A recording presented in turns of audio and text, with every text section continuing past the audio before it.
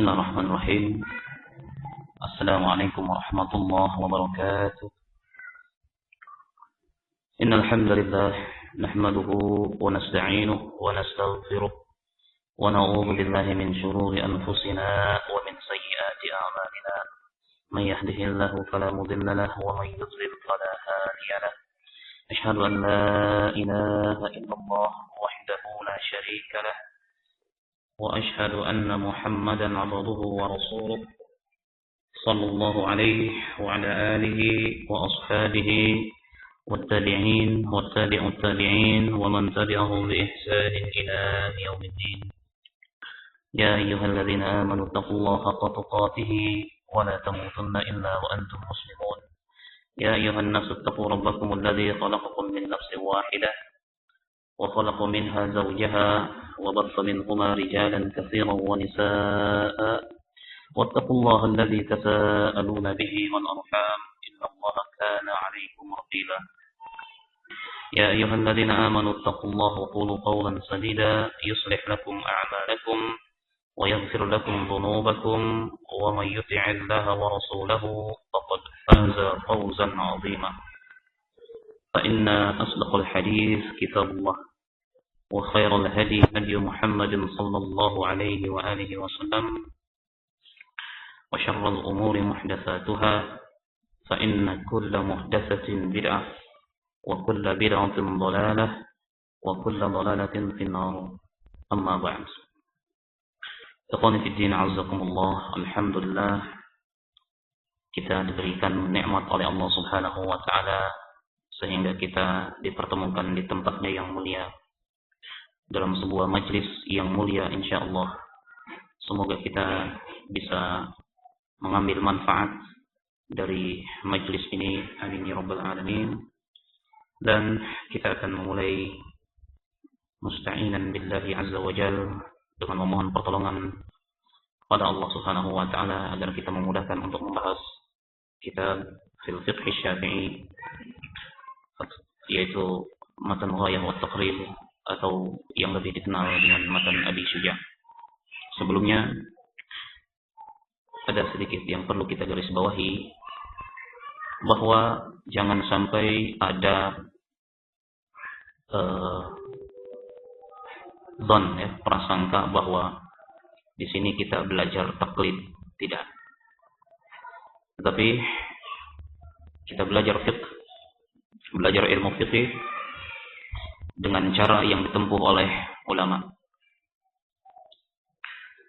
Seandainya antum belajar fiqh satu permasalahan, kemudian dari satu permasalahan, masalah misalkan tidur apakah membatalkan wudu atau tidak, qala fihi khilaf, berselisih para ulama menjadi 7 pendapat.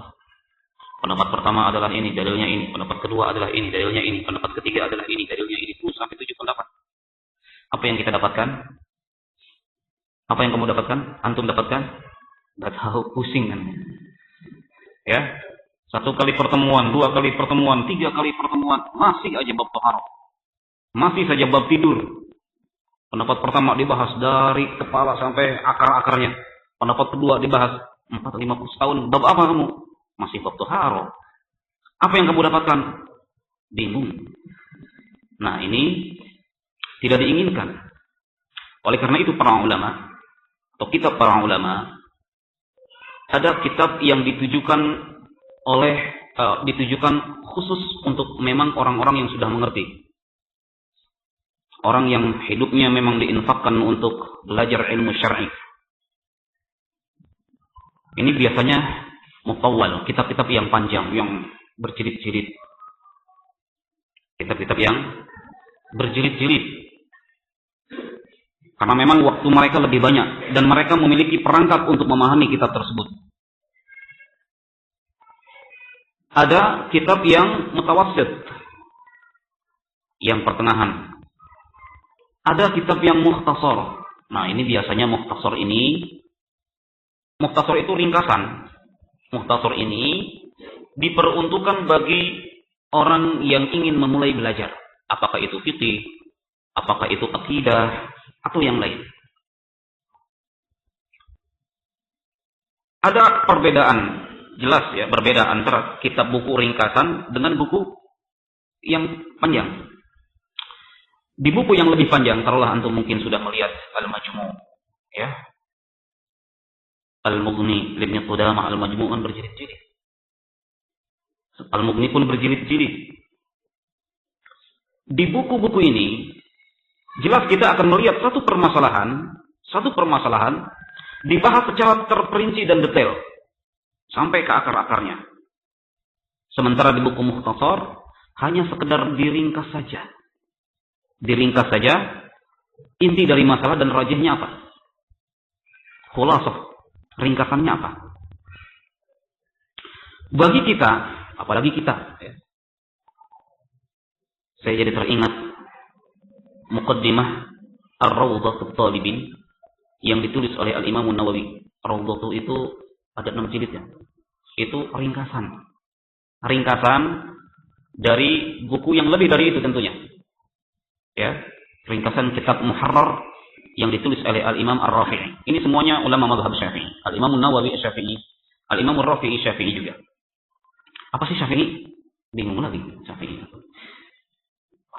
Mereka-mereka yang menempuh metode Al-Imam Syafi'i dalam memahami Alkitab wa Sunnah. Jadi semuanya memahami kitab As-Sunnah, tetapi memiliki metode masing-masing. Ya, berbeda antara metodenya Syafi'i dengan Hanafi, metodenya Syafi'i dengan Al-Imam Malik. Ya, intinya begitu. Menempuh dalam memahami Alkitab wa Sunnah. Ya. Di dalam muqaddimahnya, Al-Imam An-Nawawi mengatakan, saya tulis ini kitab Rawdah. Ini 6 jilid, jadi 6 jilid dirangkum ya dari belasan jilid atau puluhan jilid menjadi 6 jilid agar mudah untuk dihafal. Jadi hafalan zaman dulu itu yang mudah itu 6 jilid. Ya, sekarang bagaimana itu kitab Rawdatul Talibin di zaman sekarang? Antum hafal Rawdah? Baru dengeran ya. Iya kan? Baru dengar kitab Rawdah, jangan menghafal. Zaman sekarang jangankan menghafal, baca saja mungkin belum tentu kita bisa melewatinya. Ustaz, boro-boro Rawdah Quran aja bisa tamat syukur. Bisa baca tamat udah syukur saya. Nah, memang kitab Al-Mukhtasar ditulis dalam rangka memudahkan bagi thalib untuk menghafalnya. Makanya ini lebih tipis lagi. Kitab Ghayah wa Taqrib. Mengapa disebut takrib? Pendekatan. Biar bisa lebih mengena kepada kita nih, para pemula. Ya. Metode ini ya lebih efektif ketika kita ingin belajar fikih. Karena ini adalah metode yang merupakan hasil dari istiqra', ketetapan para ulama dari satu masalah hasilnya ini. Satu masalah hasilnya ini. Jadi bukan berarti ini kita belajar apa? Taklid. Tidak. Tapi ini adalah hasil dari bahasan mereka ya tentang satu permasalahan. Al-Imam Syafi'i jauh dari taklid. Ya, beliau mungkin kita sering duduk di kajian-kajian yang membakar kita untuk berpegang teguh dengan Al-Qur'an dan Sunnah. Ya, kajian-kajian kajian-kajian yang motivasi yang sifatnya. Di situ Al-Imam Syafi'i diceritakan, mungkin kita sering dengar bagaimana beliau amat sangat berpegang teguh dengan Al-Qur'an dan As-Sunnah. Nah, ya, beliau berkata, bahkan beliau ingin, ya, wadidtu, kata beliau, law anna al-khalq ta'lamuhu wa la yunsab ilayya minhu syai'. Saya ingin sekali, ya, manusia itu membaca buku-buku saya, tetapi jangan sedikit pun dinisbahkan kepada saya. Ya, jangan sedikit pun dinisbahkan kepada saya. Ini menunjukkan betapa beliau itu betul-betul tidak mencari nama dalam tulisan-tulisan beliau. Bahkan ketika ada seseorang ya berkata tentang sebuah hadis ya dalam buku beliau, ya, beliau berkata, la budda anna hunaka akhta. Pada setiap bukuku pasti akan ada kesalahan. Ya, pasti akan ada kesalahan, walau kana min indi ghairillahi lawajadu fihi fihi ikhtilafan katsira, pasti akan banyak kesalahan. Fama wajadtum fi kutubi hadhihi mimma yukhaliful kitab wa sunnah faqad raja'tu anhu. Nah, ini penting. Bahwa Imam Syafi'i berpegang teguh dengan Al-Qur'an dan Sunnah. Fama wajadtum, maka barang siapa yang jika kamu menemukan fi kutubi hadhihi, dalam buku-buku saya, mimma yukhaliful kitab wa sunnah, terhadap sesuatu yang menyelisihi Alkitab dan Sunnah, faqad raja'tu anhu, maka aku telah rujuk kepada Alkitab dan Sunnah. Nah, idza wajadtum, dalam ucapan beliau yang lain, idza wajadtum fi kitabi khilaf sunnati Rasulullah sallallahu alaihi wasallam faqulu biha wa da'u ma qult. Apabila kamu lihat dalam buku-buku saya, sesuatu yang menyelisihi sunnah Rasulullah sallallahu alaihi wasallam, ya, faqulu biha, maka ambillah sunnah. Wada'u maqutuhu, ya, maqutuhu, wada'u maqutuhu, dan tinggalkanlah pendapatku. Ini menunjukkan kalau beliau berpegang teguh dengan Al-Quran dan Sunnah. Nah, berarti ini bukan min bab taklid, ya, bukan min bab taklid. Ya, kita belajar satu saja dulu, ya, karena dalam fikih realitas sekarang berbagai macam mazhab ada mazhab Syafi'i, Maliki, Hanafi, dan yang lain. Ya, jika kita belajar satu dulu, ini akan memudahkan kita untuk mempelajari yang lain. Antum itqan, mutqin dalam satu mazhab. Ya, ketika ada pendapat yang lain, setidaknya kita bisa membuat, wah, ini menyelisihi apa yang dipahami oleh saya. Setidaknya apa? Jangan-jangan perlu ada pembahasan ini. Setidaknya seperti itu. Berbeda jika kita belajar, ya, tidak jelas, ya, dalam satu permasalahan langsung diberikan pendapat 7 pendapat, 8 pendapat, 3 pendapat, 2 pendapat, 4 pendapat, pendapat 1 dalilnya ini, pendapat 2 dalilnya ini, memusingkan orang. Yang kita inginkan adalah bagaimana ilmu itu sampai kepada kita. Maka ini adalah tahapan pertama, bukan akhir dari belajar fikih kita. Dengan harapan ketika kita mempelajari fikih ini, kita bisa mengembangkan diri kita, mengembangkan diri kita sendiri. Kita sudah memiliki sedikitnya pemahaman tentang mazhab, ya, dalam artian produk-produk mazhab Syafi'i. Kemudian baru kita muqaranatul madzahib, baru kita memperbandingkan antara mazhab Syafi'i dengan mazhab yang lain. Nah, baik, mari kita buka kitab yang ada di depan kita. Kitab At-Taharah, ya.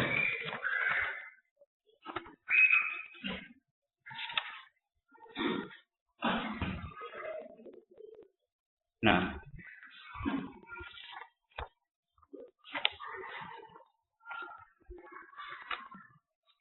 ya, Kitab At-Taharah ada, ya, Kitab At-Taharah. Ini adalah matan Abi Syuja, adalah salah satu matan yang mengumpulkan pendapat-pendapat mazhab Syafi'i dalam satu buku. Ya, ini adalah ringkasan mazhab Syafi'i, intinya gitu. Ditulis dalam satu buku. Ya, Ghayah wa Taqrib. Dan para ulama banyak sekali yang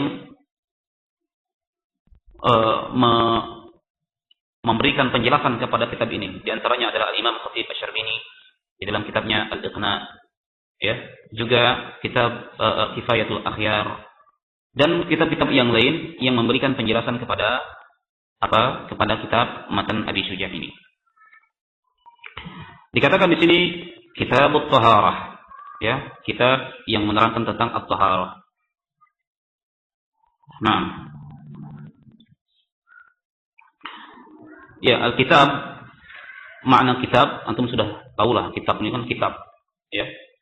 Ya.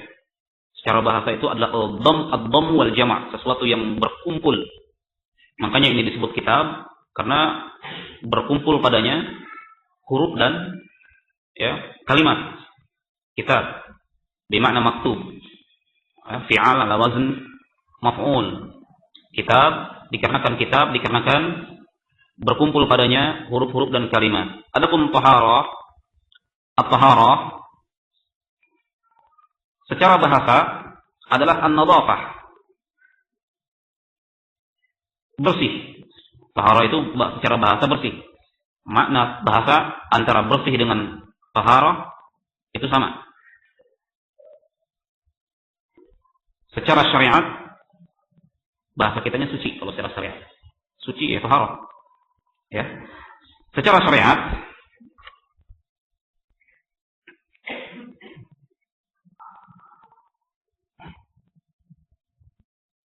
adalah fi'lu ma tustabahu bihi as-shalah. Melakukan hal yang membuat seseorang diperbolehkan untuk melakukan salat. Ini tahara. Kitabut tahara. Jadi kalau dikatakan kitabut tahara, maknanya adalah kitab yang menerangkan hal-hal yang berkaitan dengan bersuci.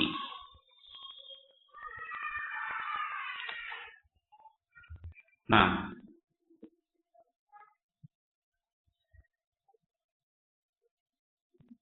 fi'lun ma tustabahu bihi salat. Perbuatan yang diperbolehkan seseorang untuk salat. Ini namanya tahara. Apa saja contohnya? Seorang boleh salat dengan apa? Dengan wudu.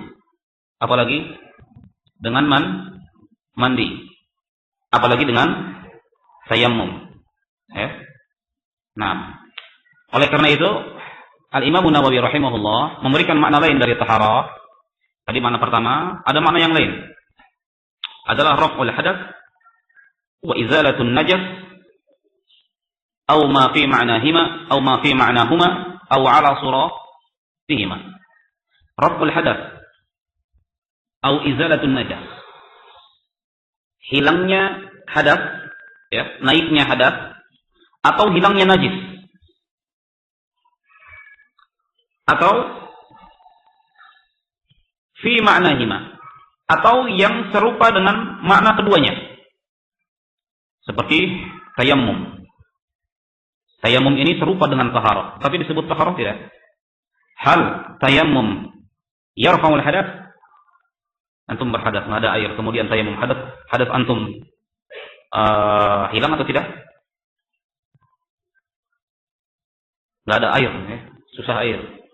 Tayammum dong, kalau begitu. Nah, dengan tayammum tersebut, hadas kita hilang tidak? Tidak hilang. Mengapa? Karena kalau ada air batal tayammum, harus apa?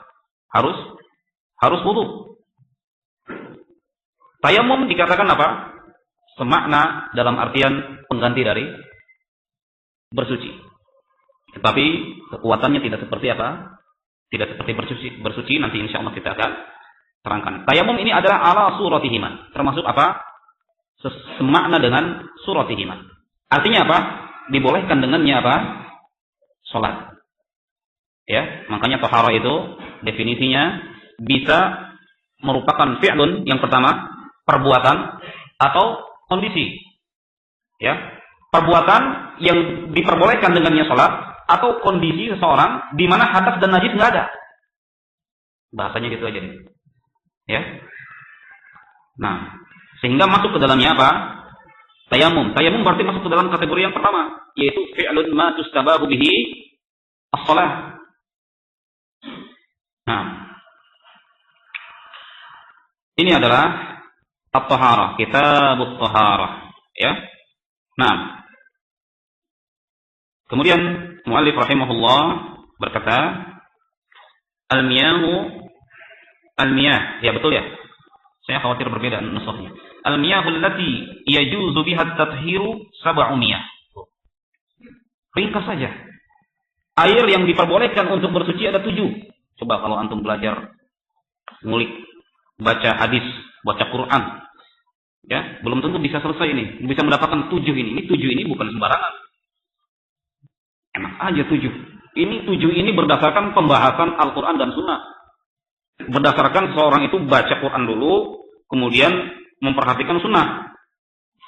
Ternyata didapatkan dari Al-Quran dan Sunnah, kesimpulannya berapa? 7. Ada 7. Ini yang diperbolehkan untuk apa? Untuk bersuci. karena alat utama dari apa? Dari bersuci itu apa? Air, maka dimulailah dengan bab yang menerangkan tentang air. Juga mungkin terlewat ya. Mengapa al-muallif rahimahullah memulai bukunya dengan kitab taharah? Karena taharah ini termasuk apa? Silakan. Termasuk? Maaf, ini saya nggak kenal namanya. Termasuk? Taharah termasuk syarat dari sholat, walaupun bukan sholat. Tetapi syarat sholat itu apa? Taharah. Dan sholat tentunya merupakan ibadah yang disebutkan dalam hadis awwalu ma yuhasabu bihi al-'abdu yaumal qiyamah as-shalah. Makanya dimulailah dengan ibadah dari muamalah. Ma min kitabin min kutubil fiqh, ya. Tidaklah ada satu kitab dari kitab-kitab fikih melainkan mendahulukan ibadah dari muamalah. Tidaklah ada satu kitab ibadah dalam kitab fikih melainkan mendahulukan apa? Salat dari taharah dari salat. Hampir semua buku fikih kalau kita buka pertama apa? Taharah. Ya, jadi dikatakan di sini al-miyahu allati yajuzu biha at-tathhir 700. Ada 7. Yang pertama, ma'us sama. Air yang turun dari langit atau air apa? Air hujan. Yang kedua, ma'ul bahri. Ma'ul bahr atau air apa? Air laut. Yang ketiga, wa ma'un nahri. Ma'un nahri ini air sungai. Wa ma'ul bi'ri, dan air apa? Air sumur. Wa ma'ul aini. Ma'ul ain, air mata air. Berbeda dengan air sumur ya. Air sumur mata air tetapi tidak muncul ke atas. Sementara ma'ul ain itu ada di permukaan. Wa ma'us salji, air salju. Wa ma'ul bard, apa air bard? Air embun. Ini semuanya diperbolehkan kita untuk bersuci dengannya. Ya. Dalilnya apa? Banyak. Ya. Buka saja buku Bulughul Maram. Ya. Ma'us sama. Allah Subhanahu wa taala berfirman, "Wa yunazzilu 'alaikum ma'an liyutahhirakum bihi." Dan Allah telah menurunkan kepada kalian air untuk bersuci. Menurunkan dari langit berarti kan? Ya. Air laut dalilnya adalah antum sudah hafal semua. Ya, apa air laut dalilnya?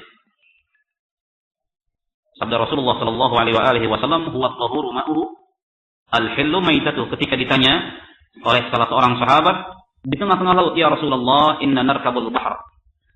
Ya, kami ini berada di tengah-tengah laut dan tidaklah ada air melainkan sedikit. Maksudnya air apa? Air untuk minum. Kalau kita pakai wudu, kata mereka, atisna, kita akan haus. Ya, boleh enggak kita berwudu dengan air laut? Jawab Rasulullah SAW apa? Huwa at-tahuru ma'uhu al-hillu maitatu. Air laut itu apa? Suci airnya, ya, dan bangkainya pun halal. Dan yang lainnya pun ada dalilnya, ya, ada dalilnya. Ini enggak sembarangan. Saya katakan ini enggak sembarangan. Ini air kok bisa gitu, air salju dan air embun bisa masuk ke sini. Ada juga dalilnya. Ya, dalilnya adalah antum hafal semua. Ya. Hadis Bukhari Muslim dari Abi Hurairah radhiyallahu an. Apa? Ketika Rasulullah sallallahu alaihi wasallam sakata Hunayyah. Beliau apa? Beliau terdiam sejenak. Ditanya sama Abu Hurairah, "Ya Rasul, apa yang kau baca ketika engkau terdiam?" Apa? Saya mengucapkan apa? Allahumma ba'id baini wa baina khataaya kama ba'adta bainal masyriqi wal maghrib. Allahumma ba'id baini. Ya, intinya terakhir itu, Allahumma naqqini min khataaya bil ma'i was salji wal barad. Masuk ke sini ternyata. As-salj dan al-barad.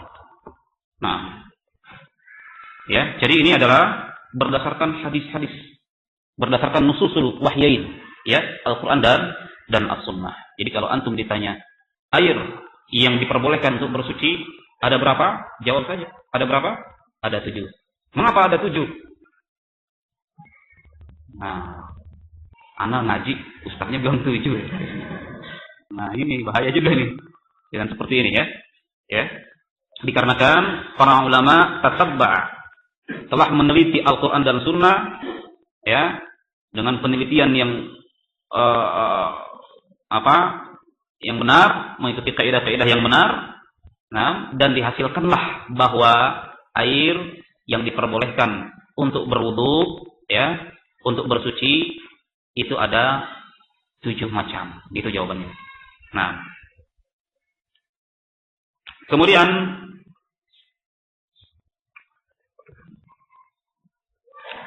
qala rahimahullahu taala, "Tsummal miyahu ala arba'ati aqsam." Nah, ternyata ini ada lagi. Kemudian air itu ada 4 macam. Berarti yang pertama ini maksudnya apa ini? Ini yang pertama adalah satu jenis air dari 4 macam yang akan disebutkan oleh al-muallif rahimahullah. Ya, yaitu air yang bisa digunakan untuk bersuci. Dikarenakan air itu ada 4 macam. Dari sisi apa? Boleh tidaknya seseorang bersuci atau tidak. Ya. Nah, yang pertama tahir, ya, tahirin mutahhirin ghairi makruhin wa huwal ma'ul mutlaq. Ini yang pertama. Nah, ya. Tahir, mutahhir, ghairi makruh. Tahir itu apa? Tahiru fi nafsihi. Suci pada dirinya. Mutahhir li ghairi, dan dia bisa menyucikan yang lain. Artinya bisa digunakan untuk bersuci. Ghairi makruh, dan tidak makruh karena ada air ya yang bisa digunakan untuk bersuci tapi kita makruh untuk menggunakannya. Nanti dibahas. Nah, air yang pertama ini dikatakan wa huwal ma'ul mutlaq, air secara mutlak. Air mutlak. Ya.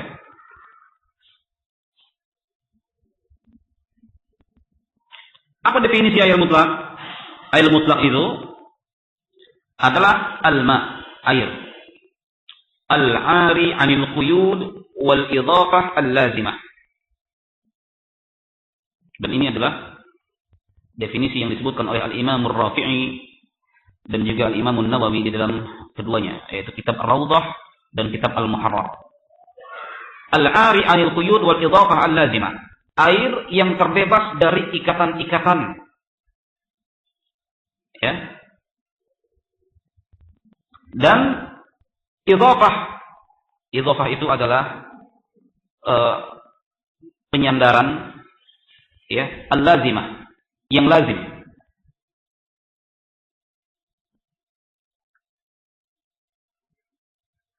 Nah,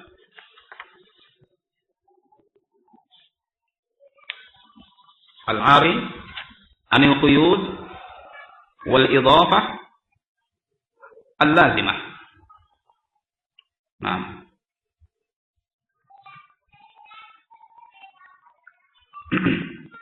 air yang pertama kita katakan suci pada zatnya tadi, ya. Suci pada zatnya berarti dia bisa dipakai untuk apa? Untuk minum. Zatnya suci. Ya, dipakai untuk apa? Untuk mandi, dipakai untuk nyuci. Ini zatnya suci. Mutahhir li ghairihi, bisa mensucikan, berarti bisa dipakai untuk apa? Berwudu.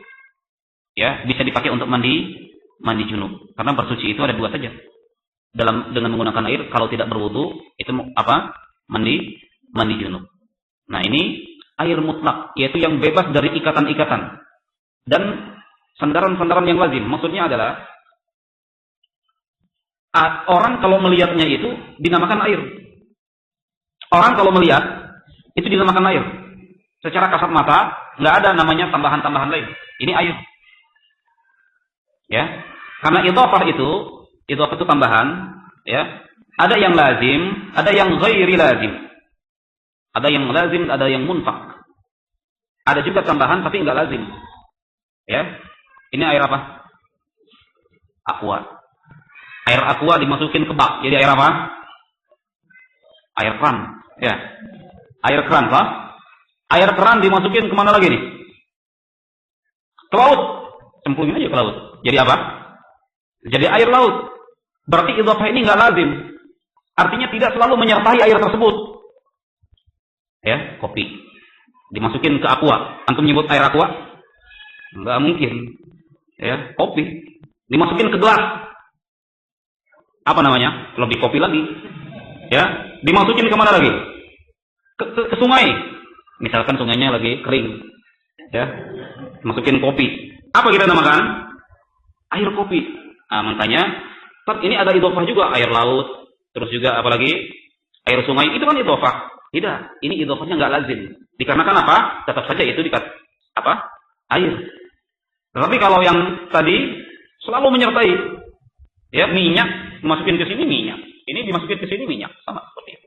Laban, susu juga sama, dimasukin ke aqua jadi susu, dimasukin ke bak jadi susu, dan sama semuanya. Nah ini namanya idhofah al-lazimah. Sampai sini nyambung nggak nih? Ya, itu namanya air mutlak. Air mutlak itu nggak seperti itu.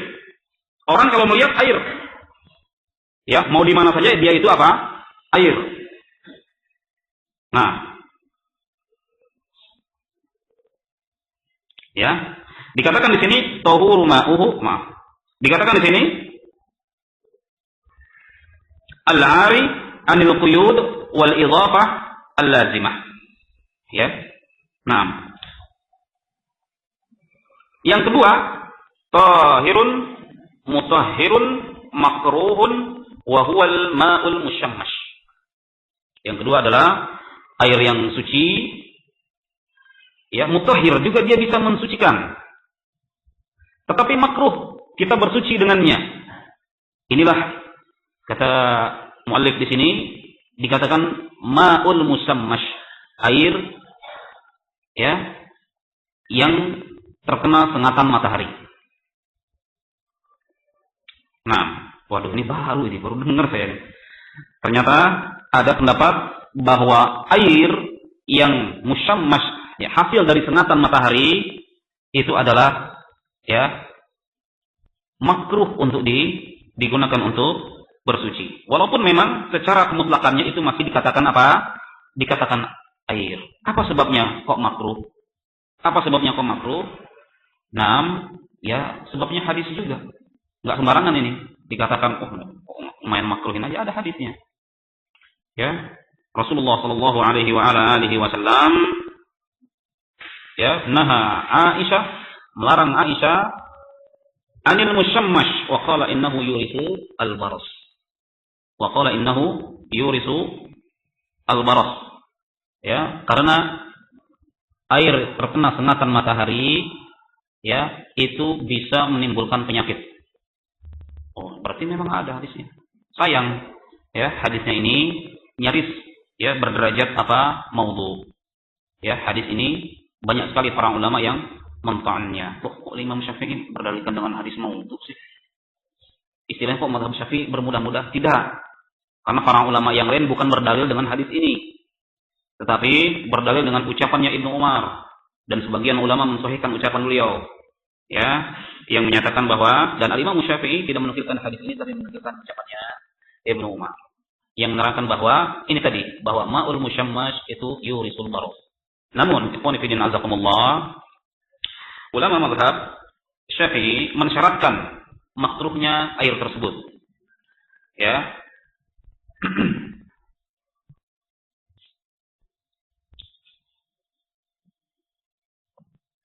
Nah, yang pertama, syaratnya yang pertama adalah syaratnya ayyakuna tashmis fil awani al-muntabi'ah. Proses penyengatannya itu ketika berada di bejana-bejana yang terbuat dari logam, bukan dari plastik.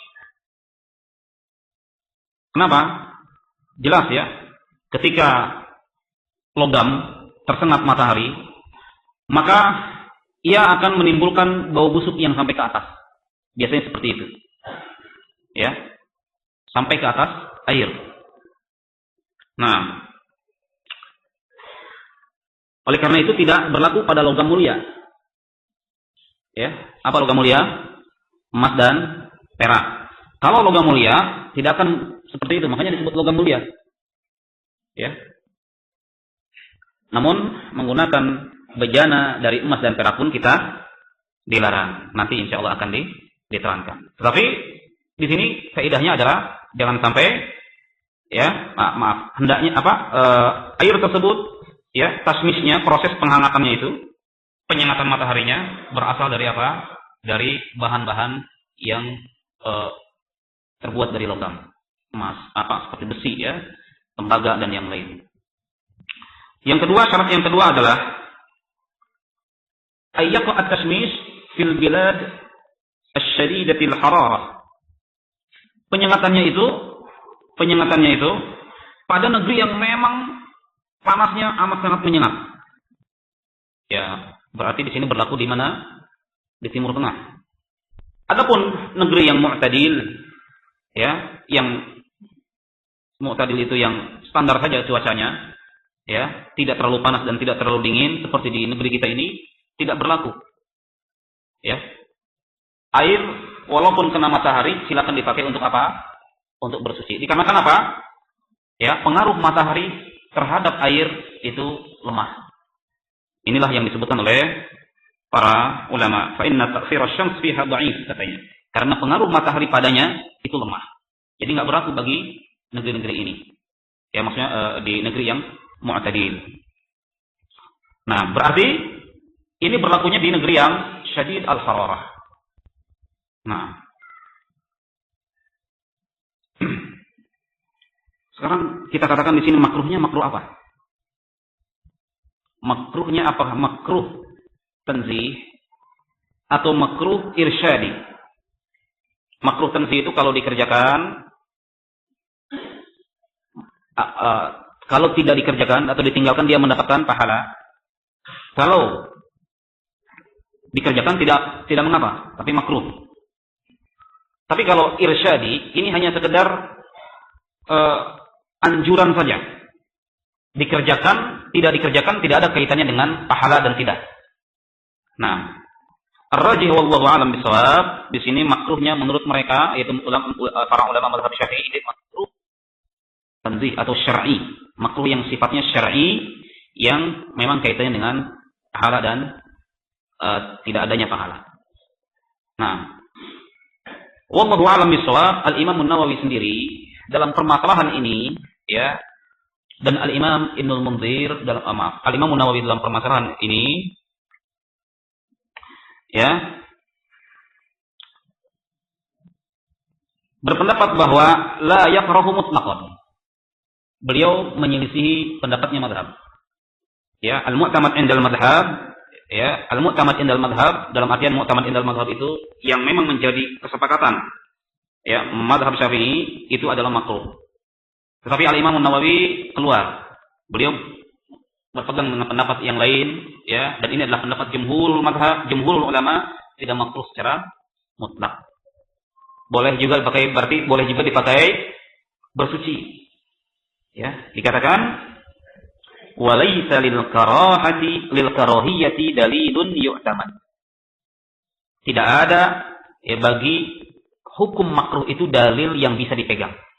Tadi dikatakan bahwa hadisnya itu ya dhaif, bahkan banyak ulama yang mengatakan juga hadis ini nyaris ya palsu dikarenakan banyak para perawinya yang dituduh pendusta. Nah, ucapan Ibnu Umar pun tidak bisa dijadikan apa? Pegangan untuk menentukan hukum. Nah, kemudian waqala rahimahullah wa dhahirun ya di matan berikutnya wa tahirin ghairi mutahhirin wa huwal ma'ul musta'mal. Ini jenis air yang keberapa? Yang ketiga. Ya. Nah, tahir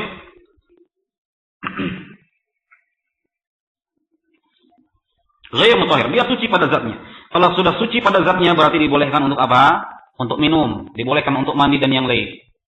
Ghairi mutahhir, tetapi dia tidak bisa mensucikan. Di sini beliau menyebutkan dua contoh atau dua jenis ya air yang tahir ghairi mutahhir, itu ada dua. Yang pertama katanya al-ma'ul musta'mal, al-ma' musta'mal, yaitu air yang pernah dipakai. Yang kedua, wal mutaghayyir, betul? Ada di situ?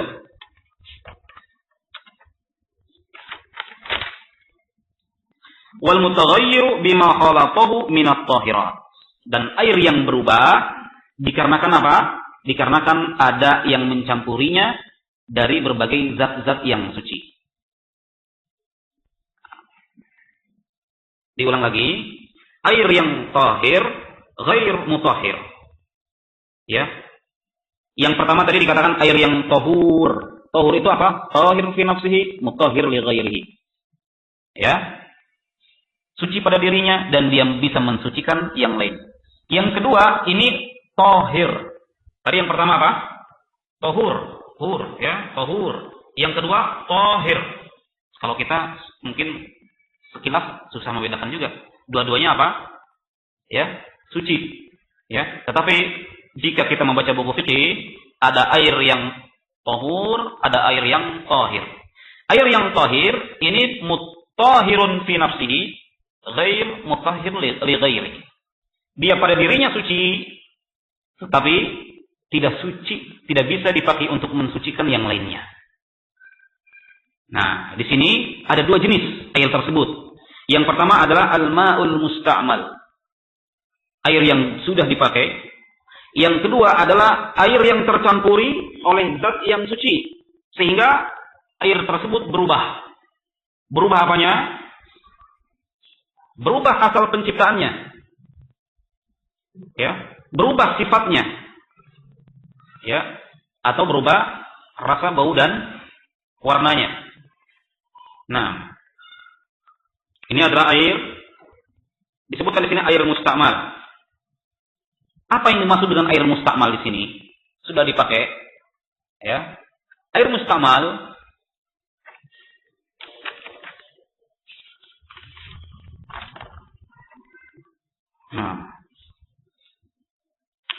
yang dimaksudkan adalah fi raf'il hadathi atau izalatin najas. Air yang telah dipakai bersuci atau telah dipakai untuk menghilangkan najis. Jadi enggak semua air yang dipakai ya itu air musta'mal. Ya, jangan sampai kita udah mandi, air bekas mandi kita dalam artian cucuran air. Ini penting ya, dibedakan antara air bak, ini udah dipakai mandi tadi. Beda, air musta'mal itu adalah misalkan air bekas kita mandi. Misalkan mandi kita masuk lagi ke ember, airnya itu. Ya, cucuran kita, bekas badan kita. Nah, itu namanya air musta'mal. Tapi kalau kita menciduk, ya ini tetap air mutlak, belum dipakai. Karena kita menciduk. Nah, menciduk dengan memakai apa? Gayung, ya. Nah, air musta'mal ini yang dimasukkan adalah air yang dipakai dalam bersuci. Ya, air yang digunakan untuk bersuci yang sifatnya fardhu. Yang sifatnya fardhu. Ini al-rajih inda al-mu'tamad indal madhab, yang merupakan madhab Syafi'i. Ini patut diperinci, ya, air musta'mal juga. Ada yang dipakai bersuci itu kan macam-macam. Ada yang sifatnya wajib, ada yang sifatnya apa? Sunnah. Contoh bersuci yang sunnah apa? Wudu tapi sunnah. Apa? Kok wudu sunnah? Wajib kan lagi. Wudu mau sholat tapi sunnah. Mau sholat nih, wudu. Apa? Wudu mau tidur. Wudu mau tidur. Nah, bisa, ya. Apalagi? Nah, tajdidul wudu. Tajdidul wudu. Kita udah punya wudu. Ya, tetapi diperbaharui wudu. Wudu yang kedua ini apa? Hukumnya sunnah. Nah, ini tidak berlaku kalau yang kedua. Ini tetap airnya air yang suci. Ar-rajih. Kita katakan yang rajih berarti apa? Ulama mazhab sendiri khilaf. Ya, tetapi kalau khilaf panjang. Pusing kan khilaf-khilaf. Yang penting kita tahu yang rajih aja. Yang rajih itu yang pertama. Memang digunakan untuk berwudu yang wajib. Seperti kita berhadas mau sholat, ya, maka air itu, ya, air yang dipakai berwudu bekasnya itu tidak bisa. Itu, ya, itu sudah air musta'mal. Atau tadi ya tajdidul wudu. Kalau ghussatis tsaniyah, ya, Misalkan kita mencuci tangan ketika berwudu, ya. Cucuran yang pertama itulah yang mustamal. Kita mau mencuci lagi 3 kali. Ya, 3 kali. 3 kali kan? Yang kedua sunnah atau tidak nih? Kita membasuh tangan atau muka. Hukumnya sunnah enggak? Membasuh muka yang kedua dan ketiga? Sunnah. Yang wajib kan sekali. Ya, 2 dan 3 itu sunnah. Nah, yang kedua dan ketiga ini, ketika airnya jatuh, itu masih air mutlak. Yang pertama itulah air mustahmal. Nah, jadi ya, air mustahmal yang dipakai untuk bersuci. Dalilnya apa? Ya, kok bisa gitu? Air mustahmal kan itu air juga mutlak. Dulunya ada dalil juga. Ada dalilnya. Ya, kita udah baca itu. Dalilnya udah sering kita pakai. Ya. Nah, sebentar lagi. Nah, dalilnya adalah la yaghtasilu ahadukum fil ma'id da'imil ladzi la yajri thumma la yabulanna ahadukum, atau dalam hadis yang lain la yaghtasilu ahadukum fil ma'id da'im wa huwa junub. Jangan kalian mandi pada air yang apa? Air yang tergenang. Artinya apa? Nyemplung, ya, dalam keadaan apa? Junub. Junub wajib atau tidak? Mandi junub wajib atau tidak? Wajib. Berarti air bekasnya apa? Air musta'mal. Ya, kenapa dilarang? Dilarang oleh Nabi. Ada sebab larangan itu. Enggak mungkin sembarangan Rasulullah SAW melarang kalau tidak ada sebab, pasti ada hikmahnya larangan tersebut. Ya, larangan tersebut dikarenakan air itu sudah berubah menjadi air musta'mal, dikarenakan dipakai untuk bersuci yang sifatnya apa? Wajib. Jadi dalilnya Bukhari Muslim. Ya. Hadis diriwayatkan oleh Imam Muslim. Nah,